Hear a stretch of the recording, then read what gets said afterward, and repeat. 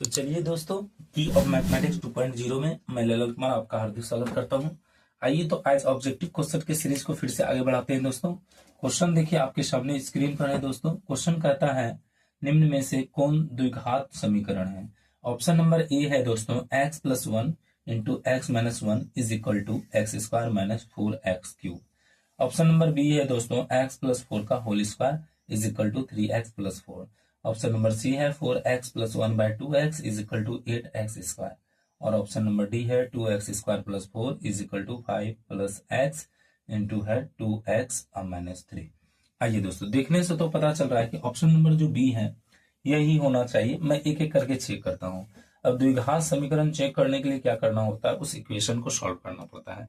जैसा कि option number B में आपको दिया गया है, ऑप्शन नंबर बी, मैं इसको पहले चेक कर लेता हूँ। ऑप्शन नंबर बी को क्वेश्चन है x प्लस 4, इसका क्या है whole square is equal to है दोस्तों 3x इज इक्वल टू है दोस्तों 3x प्लस 4। चलिए इसको सॉल्व करते हैं। यहाँ पर a प्लस बी का होल स्क्वायर हो जाएगा a स्क्वायर प्लस 2ab अब प्लस हो जाएगा b square is equal to 3x अब प्लस क्या हो जाएगा 4। ये हो गया x स्क्वायर प्लस हो जाएगा 8x अब प्लस हो जाएगा कितना 16 इज इक्वल टू 3x अब प्लस हो जाएगा 4। अब देखिए ये वाला पार्ट सारा इधर लेते आइए, तो ये हो गया x square plus 8x plus 16 अब माइनस हो जाएगा 3x अब माइनस हो जाएगा 4 इज इक्वल टू 0। ये हो गया एक्स स्क्वायर प्लस ये दोनों देखिए माइनस हो रहा है तो ये हो जाएगा 5x। 8 बड़ा है 3 छोटा है इसलिए प्लस में साइन रहेगा। ये दोनों माइनस हो जाएगा तो हो जाएगा 12।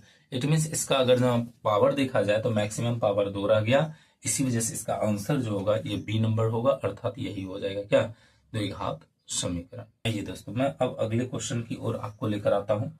तो जो है अब अगला क्वेश्चन क्या कहता है, कहता है यदि द्विघात समीकरण X square minus 5x plus P is equal to 10 के मूलों का गुणनफल -4 हो तो p का मान होगा। ऑप्शन नंबर ए है 4, ऑप्शन नंबर बी है 5 और ऑप्शन नंबर सी है 6, जबकि ऑप्शन नंबर डी है दोस्तों 8। तो देखिए दोस्तों, सबसे पहले इसका इक्वेशन देख लेते हैं, उसके बाद इसको हम क्या करेंगे सॉल्व करेंगे। तो इक्वेशन देखिए क्या कहता है। इक्वेशन है एक्स स्क्वायर माइनस 5x अब प्लस है p इज इक्वल टू है 10। अब इसको क्या करेंगे, इस 10 को पहले इधर लेकर आ जाते हैं। X square minus 5x plus p minus हो जाएगा 10, ये हो जाएगा 0। अब ध्यान से देखिए दोस्तों, द्विघात समीकरण का जो मूल रूप होता है a x square plus b x plus c होता है। इट मीन्स यहाँ पर देखिए ध्यान से, तो आपको दिखेगा कि ए की जगह पर इस इक्वेशन में 1 है दोस्तों, बी की जगह पर इस इक्वेशन में -5 है और सी की जगह पर इस इक्वेशन में p-10 है। अब देखिए यहाँ पर हमको गिवन क्या है, तो यहाँ पर दिया गया है मूलों का गुणनफल।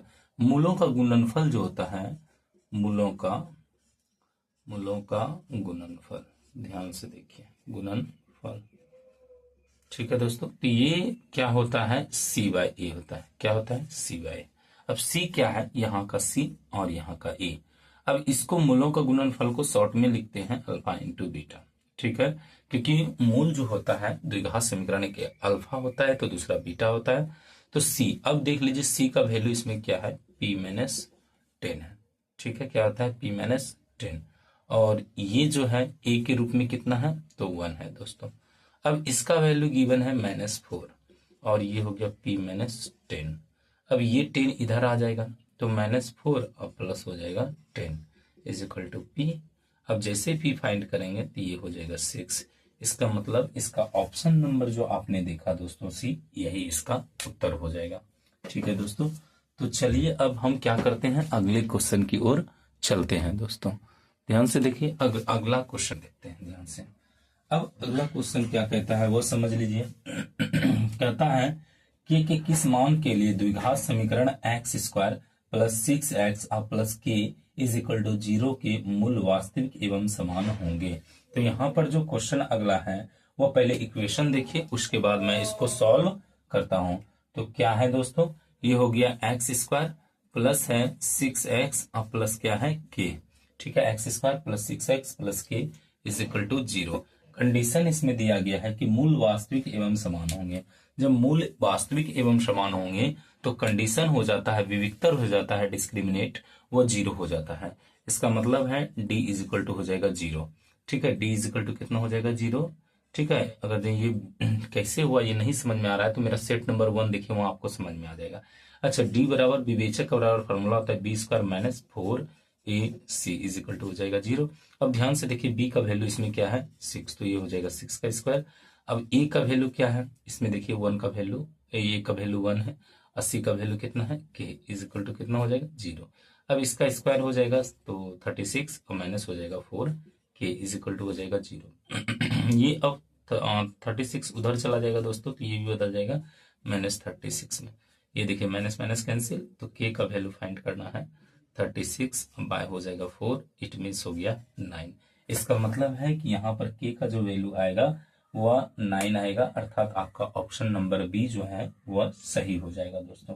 अब क्वेश्चन अगला कहता है दोस्तों, जो है कह रहा है कि यहाँ पर है यदि द्विघात समीकरण y स्क्वायर प्लस 3y और -18 बराबर 0 का एक मूल -6 हो तो इसका दूसरा मूल होगा। ठीक है, तो हम इसको भी इजिली निकाल लेंगे दोस्तों। सबसे पहले हम इक्वेशन देखते हैं और उसके बाद इसको सॉल्व करते हैं। आइए तो इक्वेशन आपके सामने मैं रख रहा हूं। इक्वेशन क्या है, तो इक्वेशन है y स्क्वायर, क्या है दोस्तों y स्क्वायर और plus 3y minus 18 is equal to 0। ठीक है, 18 इज इक्वल टू 0। अब यहां पर देखिए एक जो है मूल दिया गया है, अगर एक मूल दिया गया है अल्फा, वो अल्फा का वैल्यू दिया गया, मान लेते हैं अल्फा का वैल्यू 6 है, तो इसका मतलब है अब हमको बीटा फाइंड करना है दोस्तों। तो दोनों में से कोई एक रिलेशन, या तो योग वाला या गुणनफल वाला लगा लीजिए। हम जानते हैं कि शून्यकों का जो गुणनफल होता है, हम जानते हैं शून्यकों का जो गुणनफल होता है अल्फा इंटू बीटा वो होता है c/a। अब देखिए इसका वैल्यू अल्फा इंटू बीटा में से एक का वैल्यू गिवन है, कितना है -6, दूसरे का नहीं पता है तो दूसरा इंटू फॉर्म में आ गया दोस्तों। अब सी का वैल्यू इसमें देखिए a x square plus b x plus c का वैल्यू क्या है -18 और ए का वैल्यू इसके आगे 1 छिपा हुआ है तो ये हो गया 1। अब ये है -6 बीटा और ये हो गया -18। अब देखिए दोनों ओर से माइनस कैंसिल हो जाता है दोस्तों, नहीं तो बाद में भी कैंसिल कर सकते हैं। ये मल्टीप्लाई में -6 है, इधर आ जाएगा, किस में आ जाएगा तो ये डिवाइड में आ जाएगा, तो बीटा इज इक्वल टू कितना हो गया 3 हो गया। इट मीन्स इसका जो उत्तर होना चाहिए दोस्तों वह ऑप्शन नंबर जो है ए होना चाहिए। ए में +3 दिया गया है, यही इसका उत्तर हो जाएगा। क्या कहता है क्वेश्चन है, यदि द्विघात समीकरण x square minus 8x plus 5 बराबर 0 के मूल अल्फा एवं बीटा हो तो alpha square plus beta square का मान होगा। ऑप्शन नंबर ए कहता है 44, ऑप्शन नंबर बी है 54, ऑप्शन नंबर सी है 74 और ऑप्शन नंबर डी हो गया दोस्तों 64। आइए पहले इक्वेशन देखिए उसके बाद इसको सॉल्व करेंगे। तो लिखता है इक्वेशन में एक्स स्क्वायर, फिर क्या है दोस्तों तो -8x प्लस है 5 इज इक्वल टू गिवन है 0। इसके दो मूल हैं, एक है अल्फा और दूसरा है बीटा। हमको यहाँ पर कहा गया alpha square plus beta square का वैल्यू फाइंड करना है। ठीक है, अल्फा स्क्वायर और बीटा स्क्वायर का वैल्यू फाइंड करना होगा दोस्तों। तो देखिए फॉर्मूला पहले समझना होगा। Alpha square plus beta square का फॉर्मूला क्या होता है। आप ए स्क्वायर प्लस बी स्क्वायर का फॉर्मूला पढ़े होंगे, तो वह होता है क्या ए प्लस बी का होल स्क्वायर और माइनस हो जाता है 2ab। उसी तरह यहाँ alpha square plus beta square का फॉर्मूला हो गया अल्फा प्लस बीटा का whole square minus 2 into alpha into beta. इसमें दो चीजें आपको चाहिए, एक चाहिए अल्फा प्लस बीटा और दूसरा चाहिए अल्फा इंटू बीटा। तो इस इक्वेशन से अल्फा प्लस बीटा का वैल्यू पहले फाइंड करते हैं। अल्फा प्लस बीटा बराबर होता है -b/a। अब देखिए इक्वेशन को ध्यान से देखिएगा, तो अगर जो इसका comparison ax square plus b x plus c से किया जाए, जो कि द्विघात समीकरण का मूल रूप होता है, तो आपको b का वैल्यू -8 दिख रहा होगा, तो यहाँ पर रख देंगे b का वैल्यू -8 और a का वैल्यू आगे 1 है, क्योंकि कुछ नहीं है तो 1 हिडन रहता है, तो 1 हो गया, अर्थात अल्फा प्लस बीटा का वैल्यू 8 हो गया। ठीक है दोस्तों, उसी तरह अल्फा इंटू बीटा का वैल्यू निकालिए c/a करके। अब देखिए c का वैल्यू इसमें क्या है 5 और a का वैल्यू कितना हो गया 1, इट मीन्स 5। अब ये जो फार्मूला आप देख रहे हैं alpha square plus beta square is equal to हमने लिखा है अल्फा प्लस बीटा का whole square minus 2 into alpha into beta. अब यहाँ पर अल्फा प्लस बीटा का वैल्यू आपके पास कितना है 8, यह हो जाएगा 8 का स्क्वायर, और यहाँ पर अल्फा इंटू बीटा का वैल्यू कितना है तो 5, ये हो जाएगा 5। यहाँ हो गया 64 और माइनस कितना हो जाएगा 10 हो जाएगा। इसको माइनस कर लीजिए दोस्तों, तो 10 जब माइनस होगा तो कितना हो जाएगा, ये 54 हो जाएगा। अर्थात इसमें जो आप ऑप्शन नंबर बी देख रहे हैं वही इसका क्या हो जाएगा, तो उत्तर हो जाएगा ऑप्शन नंबर बी। ठीक है दोस्तों, उम्मीद करता हूं कि आपको समझ में आ रहा होगा। दोस्तों आइए अगला क्वेश्चन देखते हैं। तो अगले क्वेश्चन को देखिए दोस्तों, कहता है द्विघात समीकरण a x square minus b x और minus c is equal to 0, a is not equal 0 के मूल हैं। तो ऑप्शन ए कहता है minus B plus minus root under B square minus 4ac बटे 2a। ऑप्शन नंबर बी है B plus minus root under B square minus 4ac बटे 2a। Option number सी है minus B plus minus root under B square plus 4ac बटे 2a। और last option D है B plus minus root under B square minus 4ac बटे 2a। अब इसमें देखिए दोस्तों, पहले इक्वेशन देखिए, उसके बाद मैं बताता हूं कि इसका आंसर कैसे ढूंढा जा सकता है। तो यह है ए एक्स स्क्वायर, फिर क्या है तो माइनस बी एक्स और प्लस हो गया सी इज इक्वल टू 0। इसको ध्यान से देखिएगा तो आपको द्विघात समीकरण से कंपैरिजन करने पर पता चलता है a x square plus b x और plus c is equal to होना चाहिए 0। ध्यान से देखिए, ए का वैल्यू तो ए है बट बी का वैल्यू हो गया है माइनस बी, और यहाँ पर सी का वैल्यू भी हो गया है, सॉरी यहाँ पर माइनस है दोस्तों, यहाँ पर माइनस है। ठीक है, तो सी का वैल्यू माइनस सी के फॉर्म में रखा गया है। अब देखिए इसका जो है, जो द्विघात समीकरण का मूल निकालने के लिए फार्मूला होता है, उस फार्मूले का यहाँ पर यूज किया गया है। अब जैसा कि जानते हैं फार्मूला क्या होता है दोस्तों, तो x इज इक्वल टू होता है minus B plus minus root under B square minus 4ac अब बटे होता है 2a। ये फार्मूला होता है, मूल फार्मूला यही है द्विघात समीकरण को हल करने का। अब यहाँ पर जैसा आपका ए बी और सी का वैल्यू होगा वैसा यहाँ पुट करना होगा। तो ध्यान से देखिए, फार्मूला के अकॉर्डिंग माइनस बी चाहिए, तो माइनस बी यहाँ पर चाहिए दोस्तों। कब, जब ये इक्वेशन रहता है तब, बट इक्वेशन में देखिए तो बी का वैल्यू माइनस बी है, इसका मतलब यहाँ पर माइनस तो फार्मूला से आएगा, बट इसका सिचुएशन अपना माइनस है, तो यहाँ पर हो जाएगा माइनस बी। अब प्लस माइनस रहेगा दोस्तों। अब देखिए बी की जगह क्या है माइनस बी, तो इसमें लगा देंगे माइनस बी का क्या होल स्क्वायर माइनस 4। अब ए का वैल्यू क्या है, तो ए का ए ही है, और सी का ध्यान से देखिए तो माइनस सी है, इसका मतलब इसके साथ भी माइनस सी लगाना होगा। और बाय 2a होता है 2, और a का तो a है ही, तो ये a पुट कर दीजिए, तो ये हो गया b। अब प्लस माइनस हो जाएगा दोस्तों, जब b का स्क्वायर माइनस b का स्क्वायर कीजिएगा तो ये b स्क्वायर ही हो जाएगा, और यहाँ माइनस तो प्लस हो जाएगा 4ac। अब बटे कितना हो जाएगा, तो बटे हो जाएगा दोस्तों 2a। अब देखिए ऑप्शन आपको कहाँ पर ऐसा दिख रहा है, वही इसका क्या हो जाएगा, तो उत्तर हो जाएगा। देखिए दोस्तों, इसका जो है ऑप्शन कहाँ पर है जो कि आपको आंसर दे सकता है। ध्यान से देखिए दोस्तों, ऑप्शन नंबर ए में क्या था, तो माइनस बी था, ये तो ऐसे ही छट गया, ये नहीं हो सकता। ऑप्शन अगर जब ध्यान से देखा जाए बी नंबर, तो बी नंबर में क्या है, B plus minus root under B square minus 4ac बटे 2a तो है, सी भी नहीं होगा क्योंकि इसमें माइनस बी से शुरू हो रहा है। अब डी नंबर ऑप्शन देख लीजिए, B plus minus root under B square minus 4ac बटे 2a। इसका मतलब यह दोनों ऑप्शन बी और सी एकदम, बी और डी जो है सेम दे दिया गया है, जो गलती कर दिया गया है। इसलिए इसका आंसर आप जो है इसको सही करते हुए बी या डी दोनों में से एक लगा सकते हैं, लेकिन इसमें थोड़ा सा चेंज करना होगा। बी में क्या कर देंगे हैं, तो कर देंगे plus B plus minus root under कर देंगे दोस्तों बी स्क्वायर, और जो यहाँ माइनस है इसको आप प्लस बना दीजिए 4ac बटे हो जाएगा 2a। यही इसका उत्तर हो जाएगा। ठीक है दोस्तों, ये सही उत्तर है, इसमें कोई भी त्रुटि नहीं है। देखिए दोस्तों अगला प्रश्न अब क्या कहता है, कहता है एक घन का संपूर्ण पृष्ठीय क्षेत्रफल 216 सेंटीमीटर स्क्वायर हो तो इसका आयतन क्या होगा। ऑप्शन नंबर ए है 144 सेंटीमीटर क्यूब, अगला है 196 सेंटीमीटर क्यूब, अगला है option number C 212 centimetre cube, और ऑप्शन नंबर डी कहता है 216 सेंटीमीटर क्यूब। आइए, तो यहाँ पर घन का संपूर्ण पृष्ठीय क्षेत्रफल दिया गया है।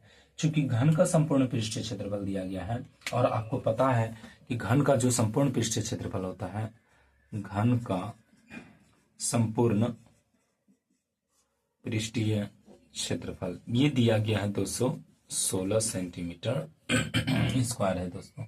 अब घन का संपूर्ण पृष्ठीय क्षेत्रफल होता है 6a², ये फार्मूला होता है, तो ये इसके बराबर हो गया। अब देखिए जैसे 6 को फ्री करेंगे, उधर मल्टीप्लाई में था, इधर डिवाइड में आ जाएगा। अब ये कटेगा तो 6×18 और यहाँ पर 3 रहा, 6×36। ए का वैल्यू क्या हो जाएगा, इस पर रूट आ जाएगा 36 पर, तो इसका वैल्यू आ जाएगा 6, अर्थात यहाँ पर भुजा हो गया 6। जबकि हमको भुजा नहीं पूछा है बल्कि घन का आयतन पूछा है। तो घन का जो आयतन का फॉर्मूला होता है, घन का आयतन बराबर फार्मूला होता है दोस्तों एक क्यूब। क्या होता है, एक क्यूब। तो यहाँ पर 6 का क्यूब कर देंगे, अर्थात हो जाएगा 216 सेंटीमीटर क्यूब।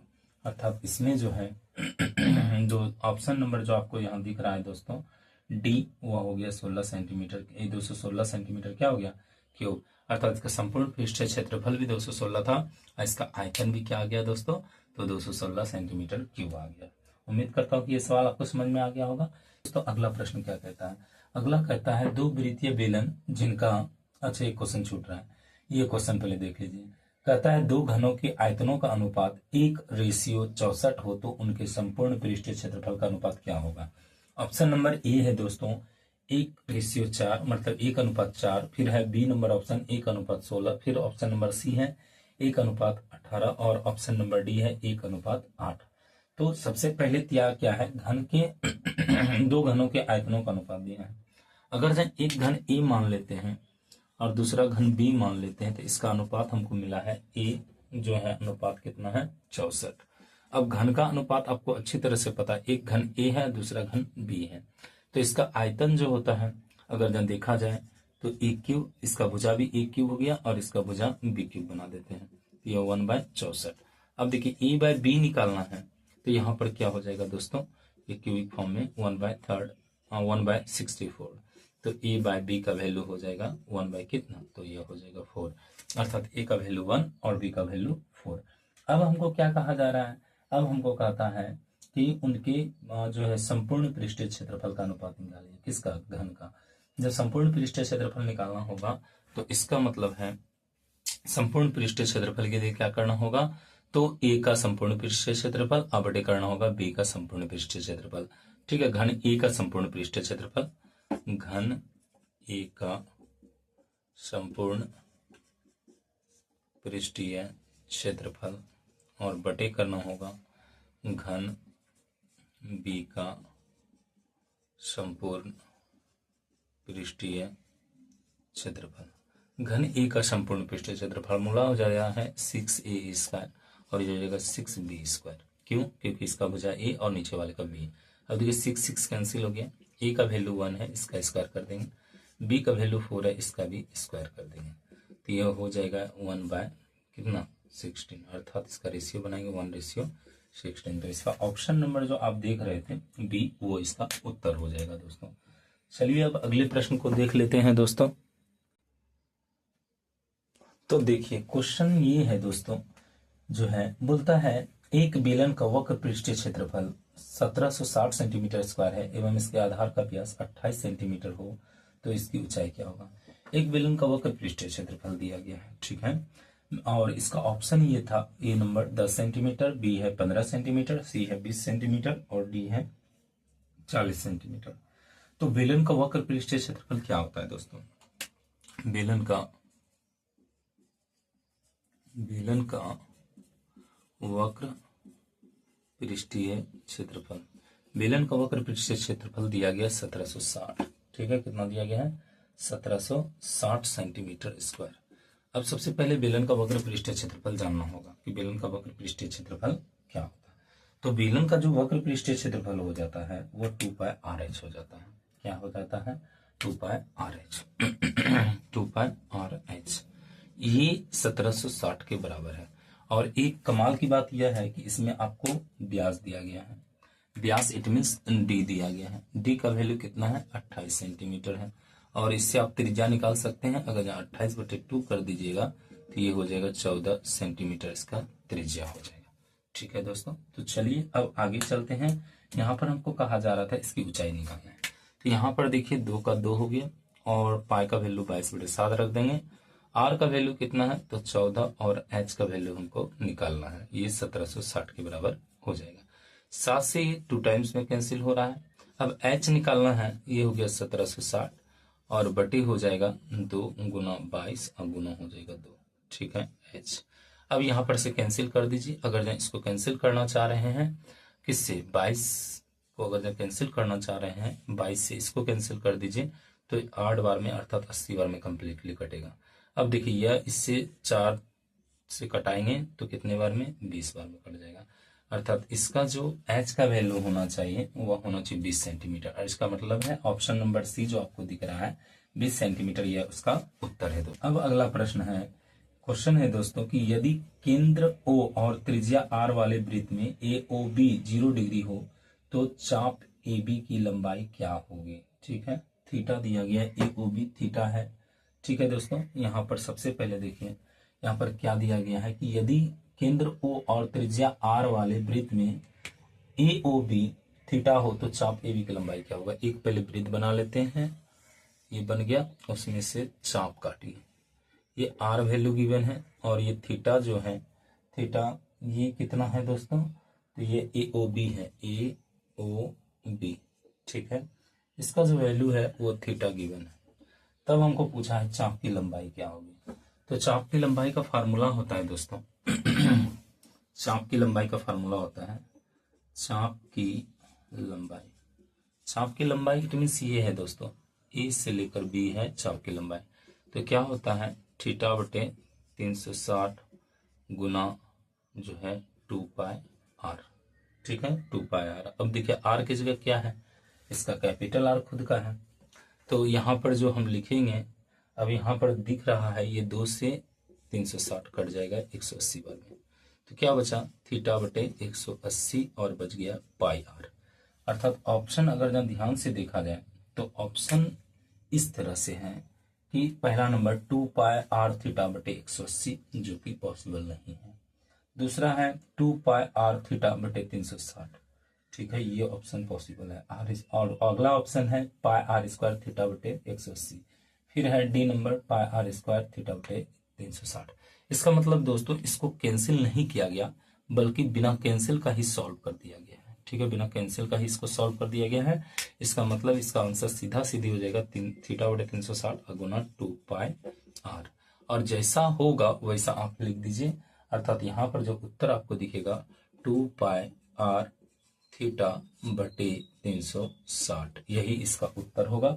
अर्थात आप देख सकते हैं ऑप्शन नंबर बी जो है इसका उत्तर हो जाएगा। कहता है अगला कि यदि किसी शंकु की तिर्यक ऊंचाई L तथा आधार की त्रिज्या R हो तो शंकु का संपूर्ण पृष्ठीय क्षेत्रफल क्या होगा। ये तो फार्मूला है डायरेक्ट, शंकु का संपूर्ण पृष्ठीय क्षेत्रफल क्या होता है।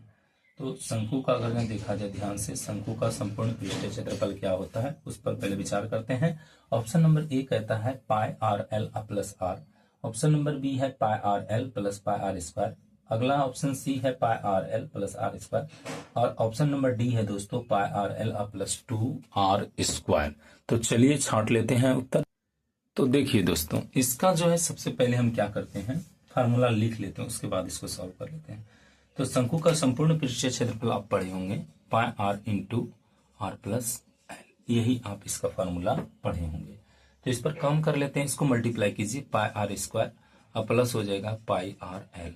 इसका अगर ना देखा जाए तो ऑप्शन आपको ध्यान से दिखता होगा, ऑप्शन नंबर बी इससे मैच करता है। बट ये जो पार्ट है ये वाला पहले और ये वाला पार्ट क्या है बाद में लिख दिया गया है।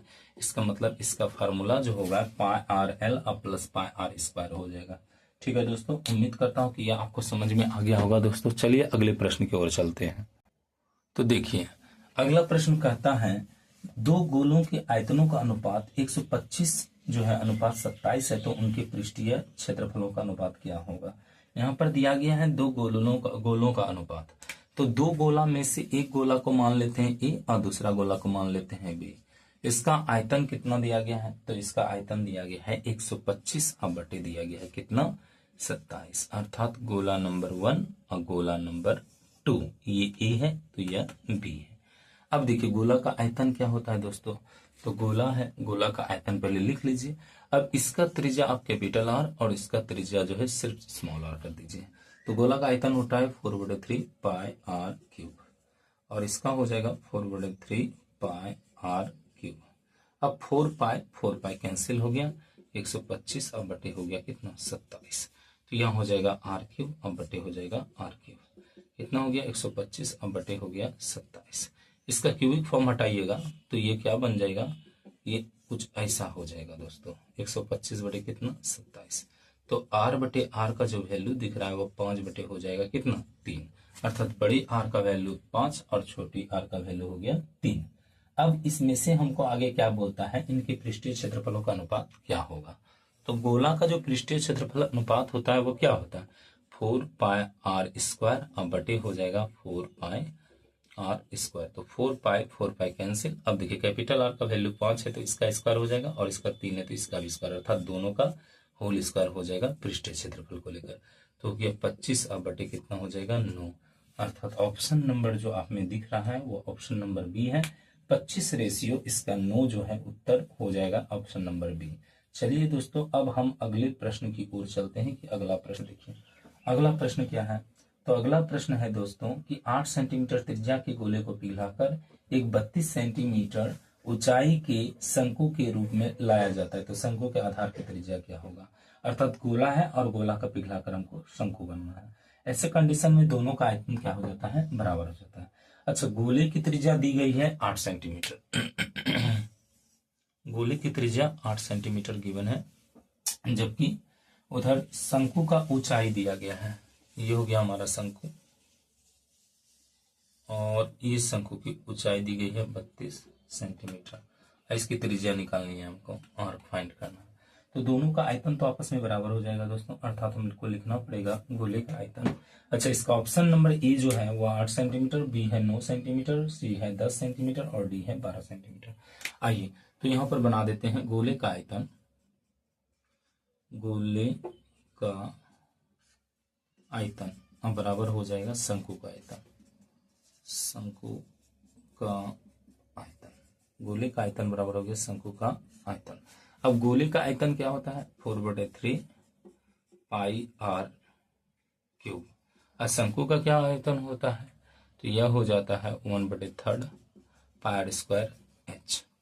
अब देखिए 1/3 तो खत्म हो गया, पाई भी खत्म हो गया। अब यहाँ पर 4 और आर का वैल्यू इसका है 8, तो 8 का क्यूब हो जाएगा।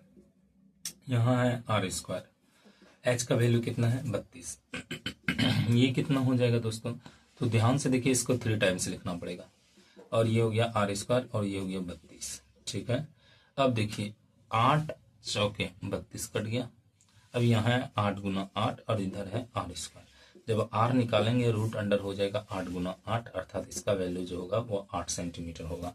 इसका मतलब जो शंकु का त्रिज्या होना है वो 8 सेंटीमीटर, अर्थात ऑप्शन नंबर ए इसका उत्तर हो जाएगा। अगला प्रश्न क्या है, यदि गोले का पृष्ठीय क्षेत्रफल 616 सेंटीमीटर हो तो गोले का व्यास क्या होगा, अर्थात गोले का पृष्ठीय क्षेत्रफल दिया गया है। तो आप देख चुके हैं जैसा कि गोले का पृष्ठीय क्षेत्रफल कितना होता है 4 पाई आर स्क्वायर। ये कितना दिया है 616 सेंटीमीटर। अब ये 4 का 4 अब पाई का 22/7 और आर का आर स्क्वायर बराबर हो गया 616। अब क्या करेंगे, हमको निकालना है आर स्क्वायर। तो ये 616 और गुना 7 भाग में है, यह गुना में बदल जाएगा, जबकि ये 4 और 22 गुना में है तो ये बदल जाएगा भाग में। अब ध्यान से देखिए, अगर जब देखा जाए तो आप कैंसिल कर सकते हैं इसको 11 से इसको 2 बार में, 11 से इसको कैंसिल कीजिए, 5 बार में 55 बचता है कितना 6, 11 छके 66। अब देखिए ध्यान से, तो यहाँ पर 4 दूना 8 है, 8 सते 56। इसका मतलब है ये हो गया 7 गुना 7, 7 गुना 7। अब आर का वैल्यू निकालना है, रूट अंडर हो जाएगा 7 गुना 7 और इसका वैल्यू निकल आएगा कितना 7 सेंटीमीटर। अर्थात आर का जो वैल्यू है दोस्तों वो कितना हो गया 7 सेंटीमीटर, अर्थात ऑप्शन नंबर ए जो है यह इसका उत्तर हो जाएगा दोस्तों। चलिए तब अगले तो अगला प्रश्न जो है वह कहता है दोस्तों कि जो है क्या है, तो क्वेश्चन है यहाँ पर जो है 0.57 पर रेक्रीन है दोस्तों। क्वेश्चन ये है 0.57 इस पर रेक्रीन है, बोलता है इसका सरलतम रूप क्या होगा। ऑप्शन नंबर ए है 19/33, बी है जो है 57 और सी है 57/100 और डी है 19/30। सबसे पहले रेक्रीन जब रिमूव होता है तो रेक्रीन पर दो डिजिट पर रेक्रीन है, तो जितना डिजिट पर रेक्रीन होता है उतना 9 आ जाता है। अब इसको कैंसिल कीजिए, देखिए 3 से कैंसिल होता है क्या दोस्तों, तो 3 से कैंसिल करेंगे 19 बार में ठीक है, और इसको कर देंगे 33 बार में, अर्थात इसका ऑप्शन जो होगा 19 बटे कितना हो जाएगा, वो हो जाएगा 33, अर्थात ऑप्शन नंबर ए जो है वही इसका क्या हो जाएगा, उत्तर हो जाएगा दोस्तों। यदि 140 बराबर 2 का पावर x इंटू 5 का पावर y और इंटू 7 का पावर z हो तो x plus Y minus Z का वैल्यू क्या होगा। ऑप्शन नंबर ए है 2, ऑप्शन नंबर बी है 4, ऑप्शन नंबर सी है 3 और डी है ऑप्शन नंबर 1। तो चलिए इसको सॉल्व कर लेते हैं। दिया क्या है, यहाँ पर 140 दिया गया है और इधर हमारे पास क्या है, तो ये हो गया 2 का पावर x, 5 का पावर y और जो है ये हो गया दोस्तों 7 का पावर z। अब देखिए 140 का पहले गुणनखंड कर लेते हैं। गुणनखंड कीजिएगा 2 से कैंसिल होगा 70 बार में, फिर 2 से कैंसिल होगा 35 बार में, फिर कैंसिल कीजिएगा तो ये हो गया 5 से कितने बार में, 7 बार में। इसको लिखिएगा 2 का पावर 2, ये हो गया 5 का पावर 1 और 7 का पावर 1 और ये हो जाएगा 2 का पावर x, 5 का पावर y और 7 का पावर z। तो ध्यान से देखिए x का वैल्यू 2, y का वैल्यू 1 और z का वैल्यू 1। अब हमको क्या किया है इक्वेशन में करने के लिए, तो कहाँ है x प्लस वाई और माइनस जेड करना है। x का वैल्यू 2 प्लस y का वैल्यू 1 और z का वैल्यू 1। इसका मतलब इसका उत्तर कितना हो जाएगा, 2 हो जाएगा ऑप्शन, अर्थात हो गया सर ऑप्शन जो है ये हो जाएगा ए, अर्थात 2 इसका उत्तर हो जाएगा दोस्तों।